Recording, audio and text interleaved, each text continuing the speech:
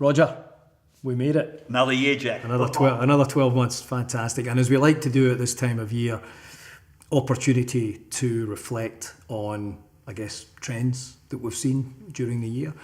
And I think perhaps the opportunity to use a theme that's been common for our business from day one, which is around transitions, whether it's for individuals, for teams, for organisations.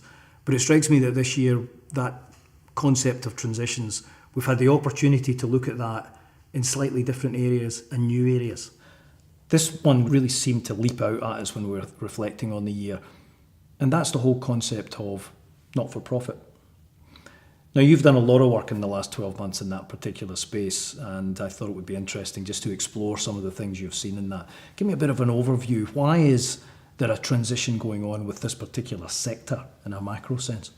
Jack, it's been, to go back, if I may, briefly, a real privilege to be involved in the not-for-profit sector. Yes, you and I have worked a lot in corporates and a lot in government, but this is the third arm of the economy, which is a significant part of our economy. Hundreds of thousands of charities, sporting organisations and so forth, all of them competing in a fairly tight space for the opportunity to support their purpose and their people and to just try and make further progress, because there's an endless amount of work to be done for those charities and organisations.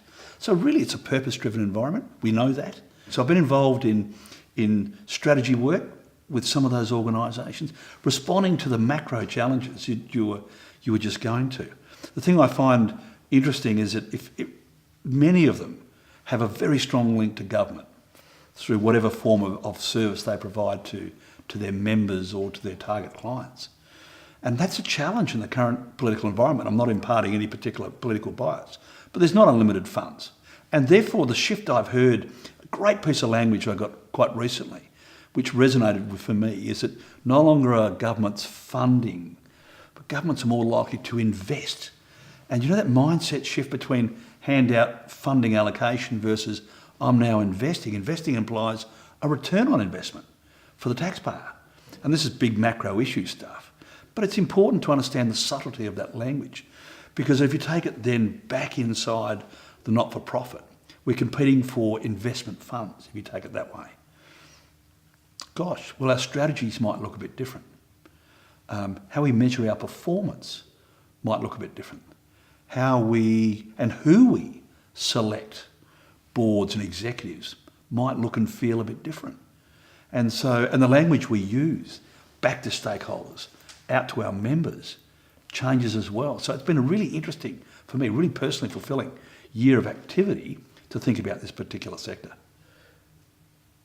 Has there been a sense of tension, healthy tension that's created between that, obviously, passion, but now what I'm hearing is the language is really interesting. That suggests, I guess, a more commercial acumen? It's part of the simplicity and perhaps the deceiving simplicity. People go, oh, you're shifting from passion-driven, purpose-driven to commercial and profit-driven.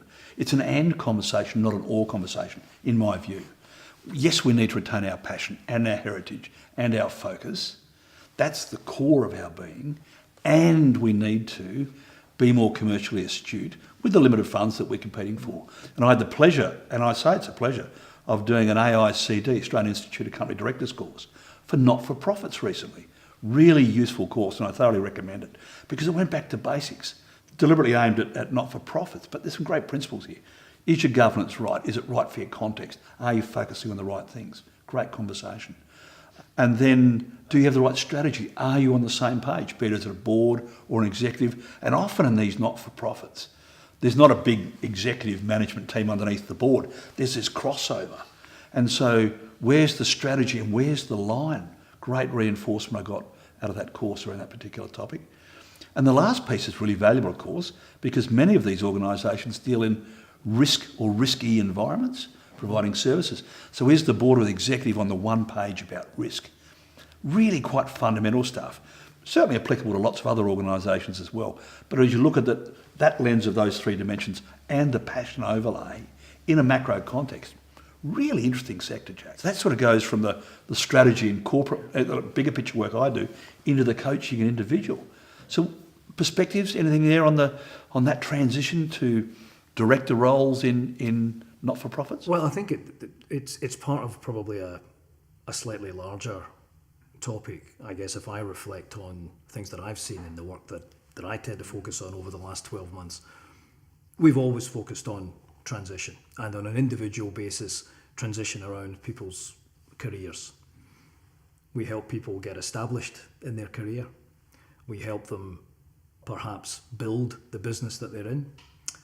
They then may move to actually leading that business, and we're there to support them as well. But what I'm seeing a big emphasis on now is that final stage, the fourth element of that journey, which we refer to as leaving a legacy. And there's a couple of things that seem to be happening here which are quite interesting. People are starting to think about this far earlier. I guess in our parents' age, it was all preordained that you would get to a particular retirement age, and then your longevity would suggest that you would have a number of years in absolute retirement. That's not the case. People in their early 50s and sometimes even in their late 40s are saying, is that it? And perhaps there are other things we should look at. So we're seeing a lot of organisations working with their senior leaders to explore options. The options that may be there for them post a long career with a particular organisation. And one of them is absolutely in relation to not-for-profits. And what I hear from you then is that's also perhaps creating an opportunity, because these organisations are looking for maybe slightly different skills than perhaps they have had access to in the past. So the two things coming together could actually create, I think, an opportunity both for the individuals and also for the organisations. But that would certainly be, if I reflect on this year and I talk about transitions at that individual stage, is the effort and thinking that's now being put into the fact that the more mature leaders in businesses are going to be actively engaged in business, in the community, for a far longer time, because they want to, or in some cases because they actually have to. That's creating a really interesting environment, and something, again, that it's a great privilege to have the opportunity to work in. So those are two, I think, of the key themes as we reflect on the year gone by. I think so, Jack, and you've just twigged in my brain one of the other things around the type of people in not-for-profits. What I have observed this year is probably not enough young people being brought into those leadership and board type levels. If I cast my mind around board tables, it's an older demographic, and I think there's a missed opportunity, Jack. Bringing vibrant people, young people who have an aspiration to making a difference. I think it's an underused resource, and I think there's a transition not just at the end of your career, but in parallel earlier phases of your career as well. I think there's a real energy and a focus if you can find them. And I think your point about the Institute of Company Directors, for example, is an excellent one. That's a good example of you sharpening the saw from your own perspective, insofar as a sector which we're lucky enough to have been asked to get involved in. Therefore, we actually have to understand what's driving it. And I guess that's probably a message to anyone who's watching this who wants to be involved in that particular sector as well, as, get involved in it. Absolutely. It's a great opportunity. There's such good work being done, such a demand for new skills, new people, new energy into the sector.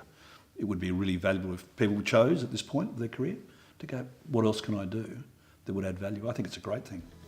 That's been an overview of our work this year. We've enjoyed it enormously. We hope you've enjoyed this video.